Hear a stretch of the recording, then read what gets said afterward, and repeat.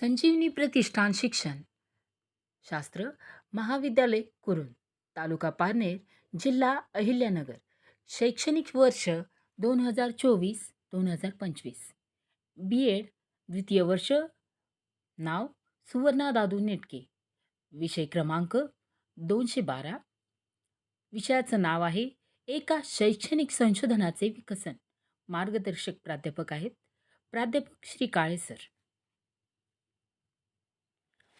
आज आपण इयत्ता 9वी मधील मराठी विषय यातील व्याकरणाचा भाग घेणार आहोत. व्याकरणाचे नाव रसविचार आहे. रसविचार म्हणजे काय विद्यार्थ्यांनो? रस म्हणजे चव किंवा रुची. मग ती कशी असेल? गोड, कडू, आंबट, तिखट, तुरट, खारट असे 6 प्रकारचे रस आपल्याला दैनंदिन जीवनात अनुभवतो.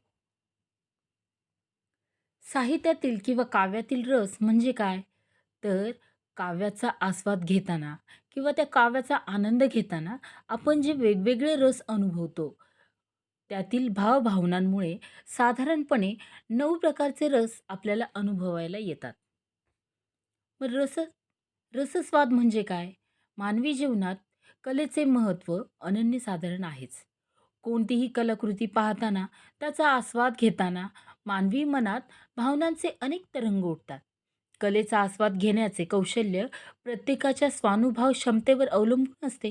ही अनुभव क्षमता शालेय वयापासून वृद्धिंगत व्हावी यासाठी रसास्वाद ही संकल्पना समजणे आवश्यक आहे.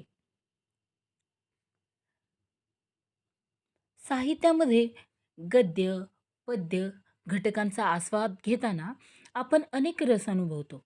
गद्य आणि पद्य घटकांतून चपलखने व्यक्त होणारा आशय, 2 ओळींमधले गांभीर्य, रूपात्मक भाषा, पद्य घटकातील अलंकार, सूचकता, प्रसाद, माधुर्य हे काव्यगुण पदोपदी प्रत्ययास येतात.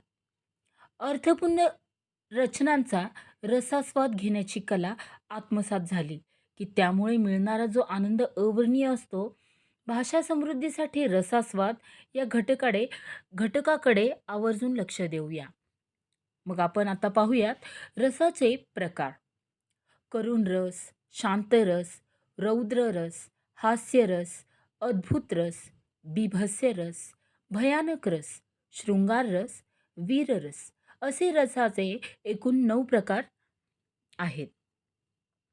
मग आता आपण यापुढे रस यामध्ये कशाचे वर्णन केले जाते आणि त्याचं उदाहरण देखील पाहूयात. प्रथम घेऊयात करुण रस. यामध्ये शोक, दुःख, वियोग, दैन्य आणि क्लेशदायक घटना या साहित्याचे वर्णन केले जाते. मग उदाहरणार्थ पाहूया. यामधून विद्यार्थ्यांनो तुम्हाला समजले जाईल की यामध्ये वरुण रस कुठे येतो. भिंत खचली, चूल विझली होते. भिंत खचली, चूल विझली. होते नव्हते गेले. प्रसाद म्हणून पापण्यांमध्ये पाणी थोडे ठेवले.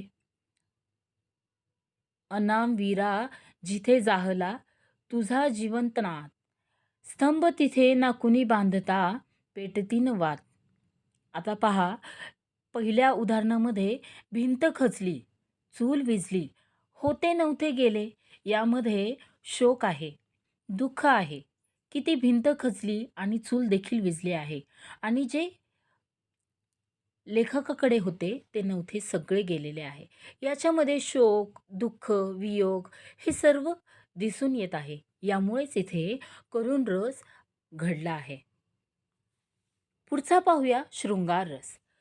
स्त्री पुरुषांना एकमेकांविषयी वाटणाऱ्या आकर्षणाचे, प्रेमाचे, भेटीची तळमळ, विरह, व्याकुळ मन यांचे साहित्यातील वर्णन म्हणजेच शृंगार रस. एखाद्या स्त्रीची केलेली शब्दांमध्ये सुंदरता व्यक्त केलेली ती आता पाहूयात आपण. सुंदरा मनामध्ये भरली, जरा नाही ठरली, हवेलीत शिरली मोत्यांचा भांग. साधी भोळी मीरा तुला कळली नाही, तुझी माझी प्रीत कधी जुळली नाही. पहिल्या उदाहरणामध्ये पाहूयात की सुंदरा मनामध्ये भरली. जरा नाही ठरली, हवेलीत शिरली मोत्यांचा भांग. अशा प्रकारे इथे त्या सुंदरीचा त्या मोत्यांचा भांग भरलाय तिने, त्याचं सुंदर असं वर्णन केलेलं आहे आणि ती मनामध्ये कुठेतरी उतरलेली आहे. म्हणूनच या पहिल्या उदाहरणामध्ये शृंगार रसाचा संबोध होतो. पुढील उदाहरण पाहूयात वीररस. वीररस म्हणजे काय, की ज्या शब्दांमध्ये पराक्रम, शौर्य, धाडस, लढाऊ वृत्ती हे साहित्यातील वर्णन ज्या काव्यपदामध्ये दिसून येते, तिथे वीररस हा घडला जातो. उदाहरणार्थ पाहूया, तुझ्या शस्त्रांना अस्त्रांना शक्ती देईल भवानी, शिवरायाचे स्वरूप आठवावे रणांगणी. दुसरं उदाहरण पाहूया, जय जय महाराष्ट्र माझा, गर्जा महाराष्ट्र माझा. तर पाहूयात आता, की पहिल्या उदाहरणामध्ये शस्त्र, अस्त्र, शक्ती हे कोण देणार आहे? तर भवानी माता शिवरायांना देणार आहे.